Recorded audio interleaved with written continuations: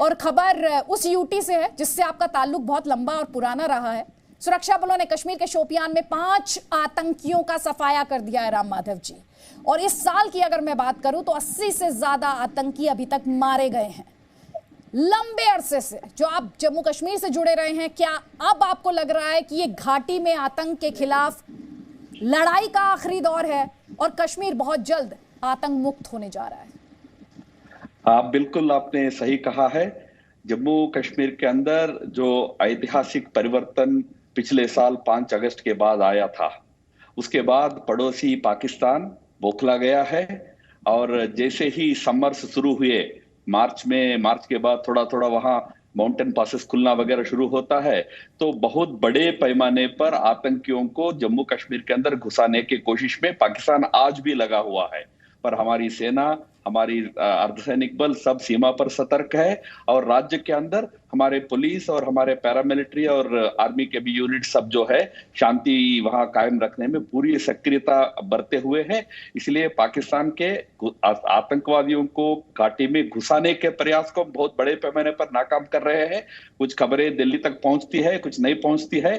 सीमा पर भी कई आतंकियों को न्यूट्रलाइज करने का काम हमारी सेना कर रही है आज भी। और जो लोग किसी एक रास्ते से अंदर घुस जाते हैं, उनको भी, जैसे आपने अभी जिक्र किया आज के एनकाउंटर के बारे में, लगभग समय समय पर कई एनकाउंटर्स हो ही रहे हैं। आपने जैसा कहा, बड़ी संख्या में न्यूट्रलाइज करने का आतंकवादियों को, उसमें हमारे सुरक्षा व्यवस्था सफल हुई है। एक बात मैं जोड़ना चाहूंगा इसमें, इस समय कश्मीर घाटी के अंदर से जो पहले रिक्रूटमेंट होता था वो बहुत घट गया है।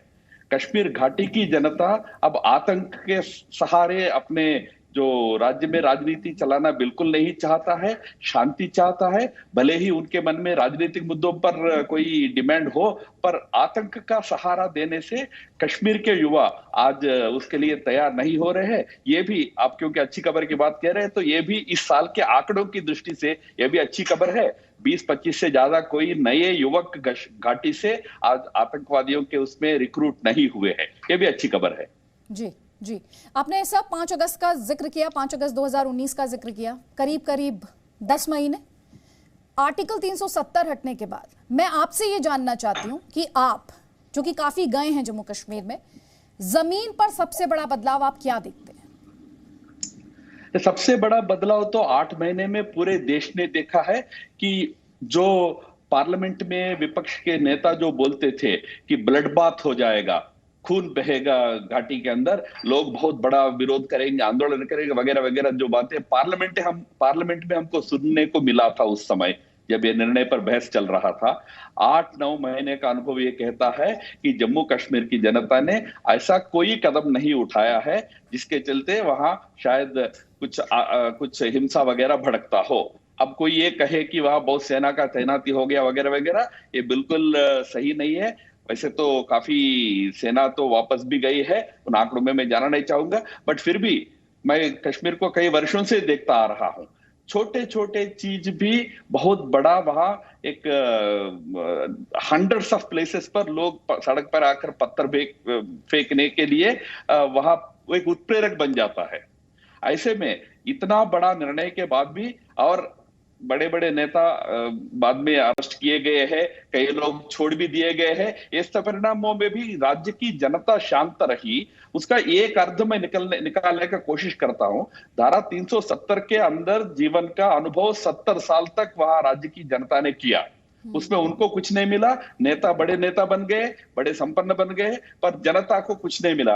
आज जनता शायद ये चाहती है कि धारा 370 समाप्त होने के बाद क्या फायदा हमको मिलेगा, इसका भी अनुभव लेकर उसका एक जायजा लेंगे। ये मानसिकता जनता की है, इसलिए जनता ज्यादातर शांत है और राज्य सरकार विकास के लिए कई कदम उठा रहा है। और हम प्रयास ये भी कर रहे हैं कि जल्दी वहां राजनीतिक गतिविधि पूर्ण रूप से प्रारंभ हो जाए। जब सर आप कहते हैं राजनीतिक गतिविधि, आपका मतलब चुनाव से है? चुनाव तो राजनीतिक गतिविधि में एक महत्वपूर्ण हिस्सा जरूर होता है। इसलिए पिछले 8 महीने के अंदर पंचायत हो, मंडल स्तर तक का हो चुनाव, हमारे एडमिनिस्ट्रेशन ने वहां करवाया था।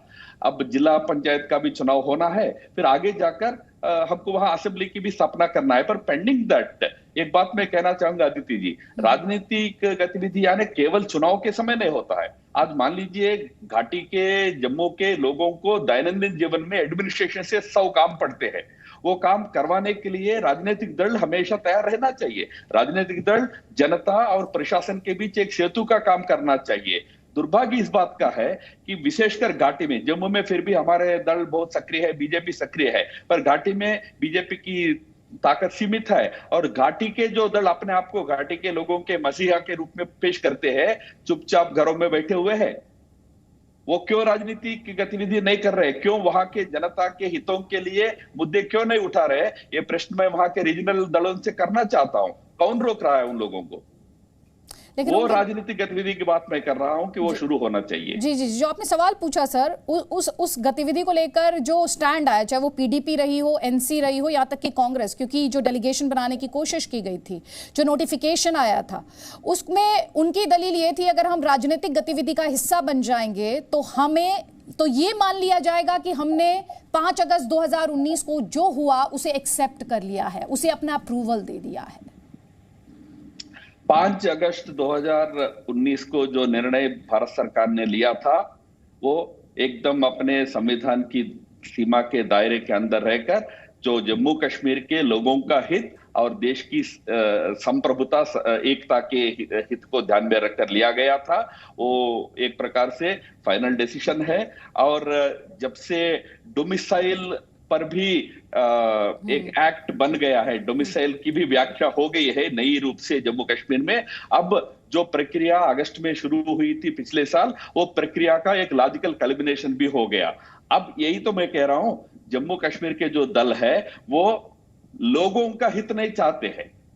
कोई ना कोई विवाद को उठाकर अपने राजनीतिक रोटी को सेकते रहना चाहते हैं। उनको फिर से 370 के नाम पर राजनीति चलानी है।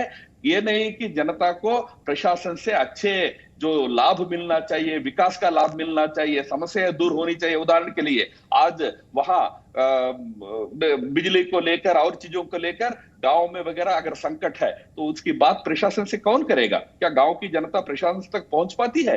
ये एक काम को राजनीतिक दल करना है, ये कुछ नहीं कर रहे, क्योंकि उनको लोगों के रोजमर्रा जिंदगी से कोई लेना देना नहीं। इन दलों को बस अपने राजनीतिक रोटी के लिए फिर से 370 की बात करेंगे। मैं कह दूं, 370 का अध्याय अब समाप्त है। ये सभी दल जानते भी इस बात को। मैं आपसे पीओके को लेकर बात करना चाहती हूँ। हमने मोदी सरकार को बार बार सुना है, बार बार सरकार की तरफ से कहा गया है कि पीओके भारत का है।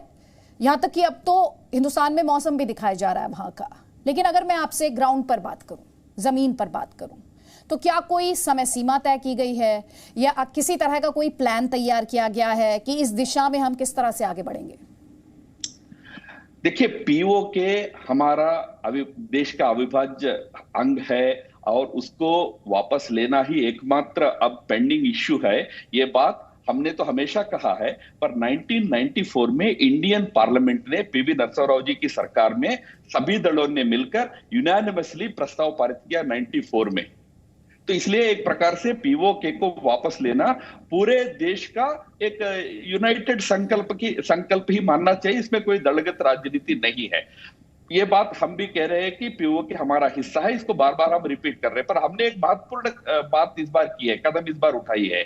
जब जम्मू कश्मीर राज्य को 2 यूटीज के रूप में पुनर्गठित किया गया था, रीऑर्गेनाइज किया गया था, उस समय जम्मू कश्मीर का जो हिस्सा बना था, उस हिस्से के अंदर हमने हमारे उस एक्ट में पाक आक्रामित कश्मीर का जो वहां का हिस्सा है, जम्मू कश्मीर का हिस्सा है, जो आज वहां पीओके का हिस्सा है, वो पीओके के हिस्से को जम्मू कश्मीर यूटी का हिस्सा के रूप में हमने अधिकृत अब दिखाया है। विवादित नहीं दिखाया है, हमारे उसके हिस्सा दिखाया है। बाकायदा उसके लिए सीट है, 24 सीट उनके लिए, जो पहले थे हम बोलते नहीं थे, वो आज हम एक्ट में स्पष्ट कहा है। उसी प्रकार लद्दाख का जो यूटी बनी, उसमें अक्साई चिन्ह को हमने हिस्सा के रूप में दिखाया है। पहली बार ये हुई कि अधिकृत रूप से ये भूमि जो विवाद माना जाता था, हमारे कब्जे में नहीं था, उसको दस्तावेज में, हमारे डॉक्यूमेंट में, हमारे गेजेट में दिखाने का निर्णय, एक साहसपूर्ण निर्णय हमारे सरकार ने किया है। ये हमारे संकल्पना को बताता है। और ये कब साकार होगा इसका तो तुरंत उत्तर तो हम किसी के पास नहीं है, पर इस संकल्पना को हमको दोहराते रहना चाहिए, हमारे लोगों को और दुनिया को बताते रहना चाहिए।